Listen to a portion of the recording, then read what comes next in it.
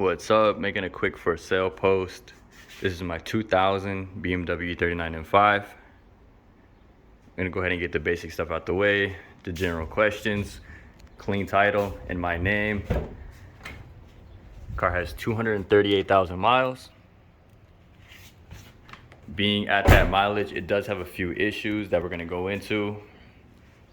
Instead, it having issues, posting the car for 12,000 without the wheels, just because I feel like these wheels add unnecessary value if the car is problematic.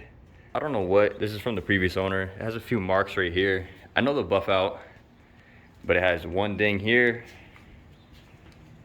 a small door ding you only notice in certain angles here, and then as well, one here.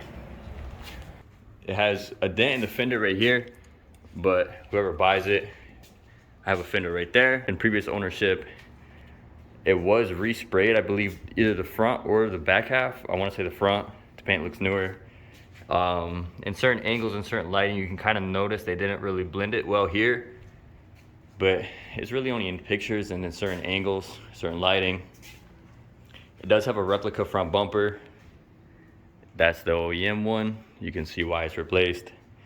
I ended up buying another one right there, and now I'm looking to purchase another car, so I'm gonna go ahead and part ways with this one. So it's titanium silver with Le Mans blue interior. The passenger seat is basically flawless, but as you can clearly see, the driver's seat, having 238,000 miles, you can see that's where all the wear is.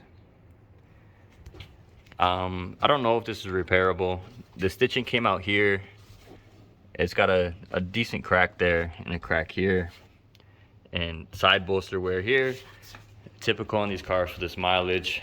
But other than that, the door panels are all flawless all around. Typical BMW. The two front window regulators are out. I just haven't got around to it. And this door handle broke on me. Somebody was getting out the car and it snapped. So other than those few issues, that's about it for the interior. The back seat's flawless. It's non-folding. The Alcantara headliner is flawless as well. There's no marks, there's no sagging.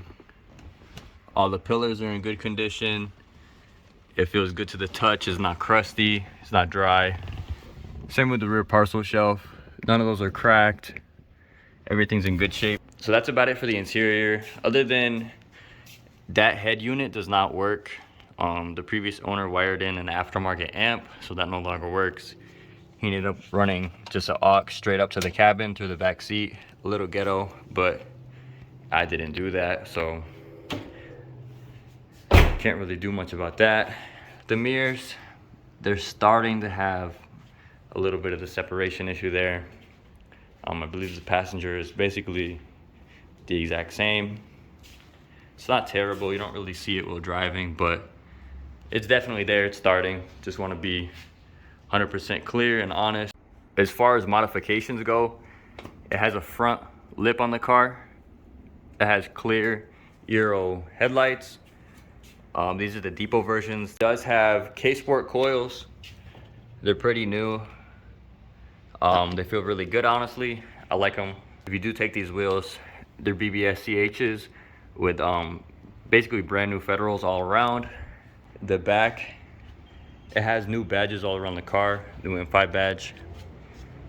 It has a diffuser, and it has 4-inch tips for the exhaust.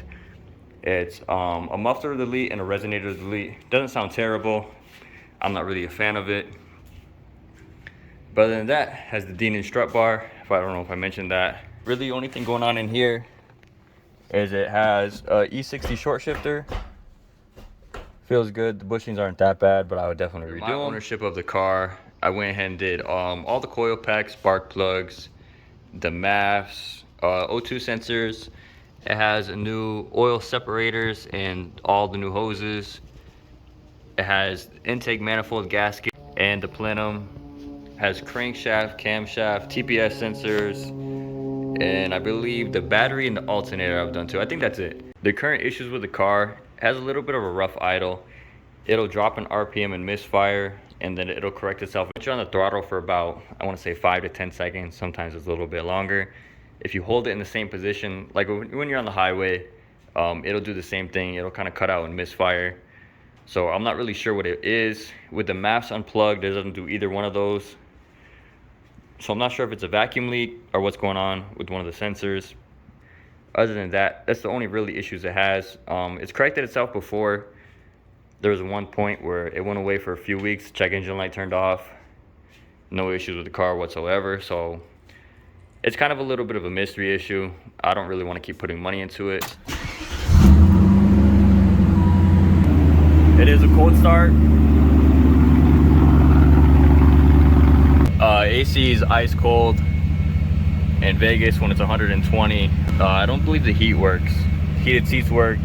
All the buttons work.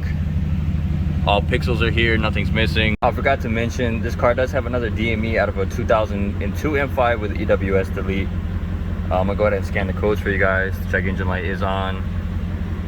It says 8 codes. Camshaft. Alright. Maps, because I unplugged them. Yep. So it says a camshaft code. So it could be one of the other camshafts. I only replaced one when I was doing them, so maybe one of the other 3 are faulty, but they go away by themselves. The only codes that always stay with the car is bank 1 too lean and bank 2 too rich. So letting the car sit here and idle with the maps unplugged, sitting here idling, no issues, no hiccups, nothing. So don't really know what the issue is, so hopefully one of you can figure it out.